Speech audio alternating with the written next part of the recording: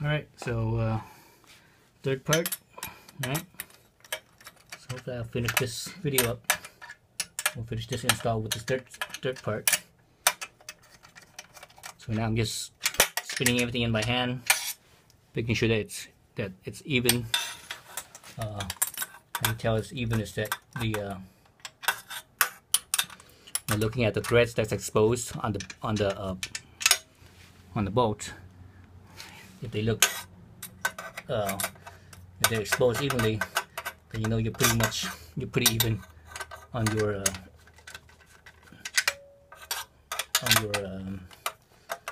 pressures. So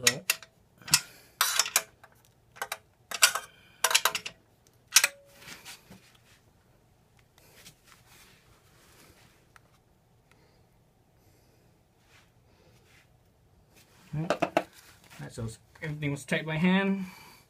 It's not going to get any tighter than that, or not by hand anyways. So now we can go in, and really it doesn't really matter. I'm just going to start in the middle. 2 or 3 turns. How I'm holding it is I'm holding it right here at the head instead of further down. That way I could, don't give too much torque. Just give a little bit of time. You want the everything to go on nice and evenly, and that way nothing is cocked. Nothing is cocked-eyed.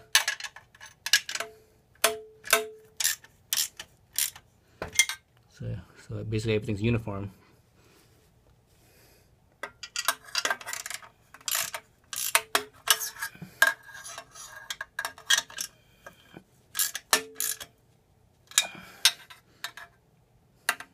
Again, back to the middle. Now I'm holding my hand a little bit further away from the head of the wrench, so I get a little bit more torque.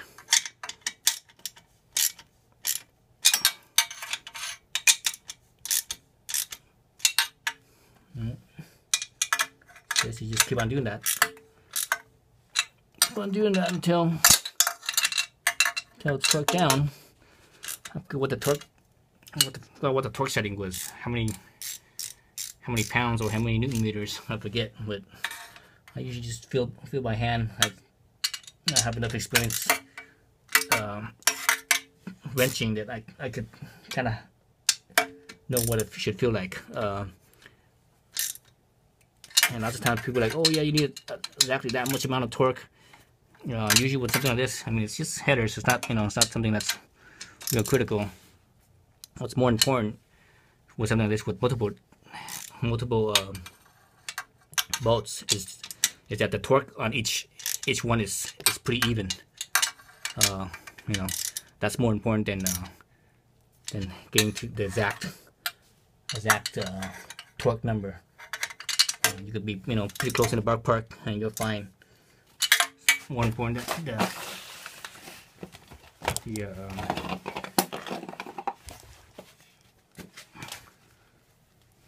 the evenness of each bolt is uniform, or the amount of torque on each bolt is it's pretty uniform. I think that's the most critical thing. So it's pretty tight right now. I'm gonna go, I think, one more time. Now I'm gonna hold it again a little bit further down the handle.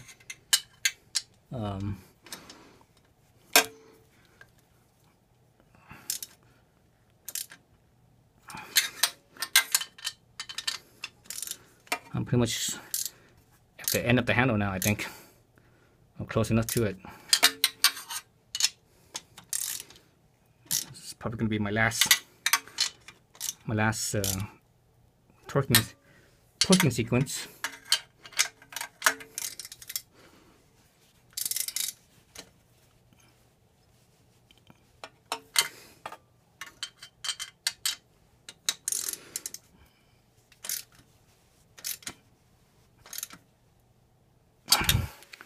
Okay, everything's pretty uniform, everything's nice and tight, ain't nothing moving now.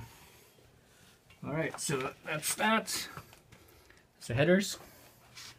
Now back to the bolts up over on the up on the muffler, holding the muffler up.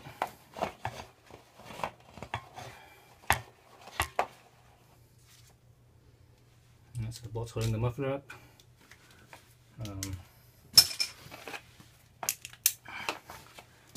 Now torque those down. Let me, for shits and giggles, let me give this thing one little more wiggle, just in case it does have some slack left to slide in. Well, maybe it did slide in a few millimeters. Basically, I'm just wiggling it. Let's see. Let me pound this down a little bit so you see what I'm doing. I'm just grabbing it and at the end of the muffler on this end here and this end, and I'm just wiggling it. Remember that the spring's already on, so there's always this tension pulling it together. If that's whatever looseness, it's gonna come together, and that's it. All right, so now I'm gonna tighten this up. Remember, I had Loctite this already, so you can't put Loctite on there and leave it for too long, otherwise it will cure. The Loctite will cure, and so you have to be pretty quick about it. Okay, that's on. Now for the back side, or the other side, I should say, the clutch side, clutch lever side.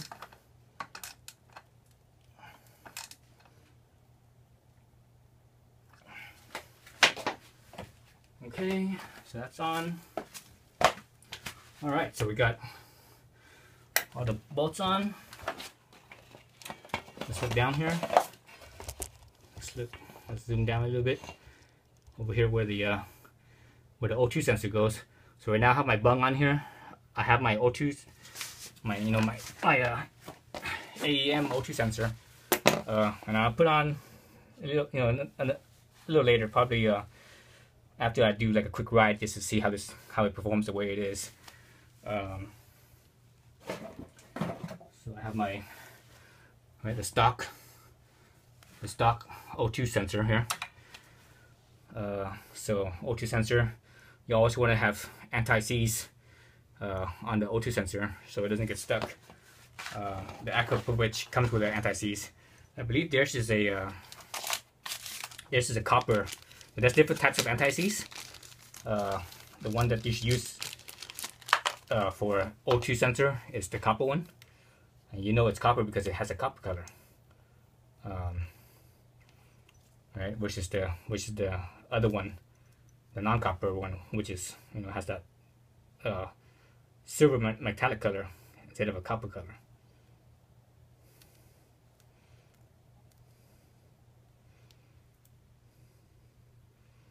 So my O2 sensor has anti-seize from the last time, or a little residue from the last time, but and I wiped off as much as I could. But the thing with anti-seize is something about it is that it doesn't wipe off very easily.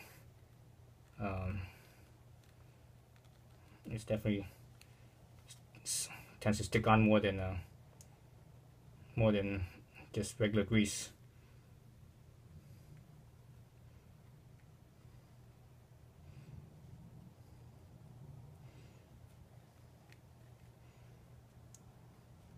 So don't overdo it. You don't want to get any of this stuff on the.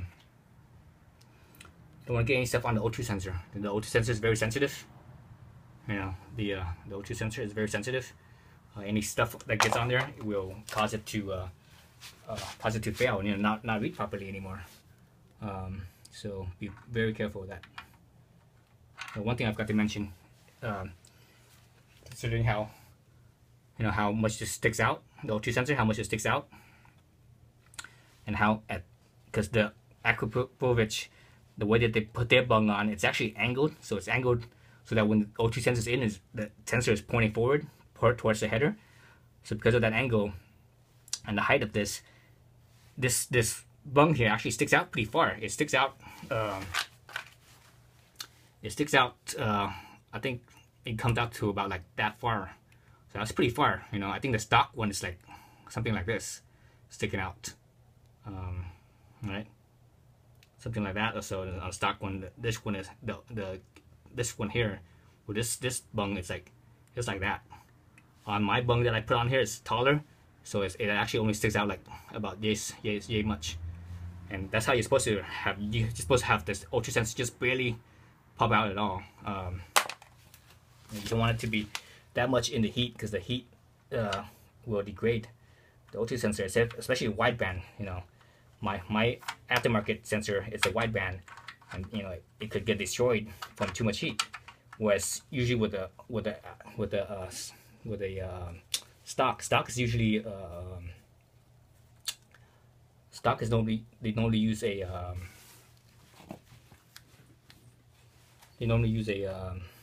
what am I trying to say, a narrow band. Oh, my little wrench doesn't fit. This thing is just too big and thick because I have the two things right next to each other. So I am going to tighten this one thing up. Let me tighten this bung up in here. This bung here. Let me tighten that up real quick. I have no space. Okay, tighten that up. So I need to get for this one I need to get a crescent wrench in and tighten this. And the good thing about using anti-seize is that it never really gets stuck on very, you know, because the anti-seize could hold up, and it prevents it from seizing. So I'm gonna, you know, get a crescent wrench, adjustable wrench, and attach this and run this back to the plug right here, and that's about it. I'm pretty much done. Yeah. So I'll do another video once everything is done in daylight. You know, I'll run it, see how it sounds and such. So you could, and you know, I'm gonna use the same camera setup and such, so that way, you know, you could compare the sound of this versus the sound of the Dominani exhaust, you know, for yourself. You know, with both of them with catalytic converters and the dB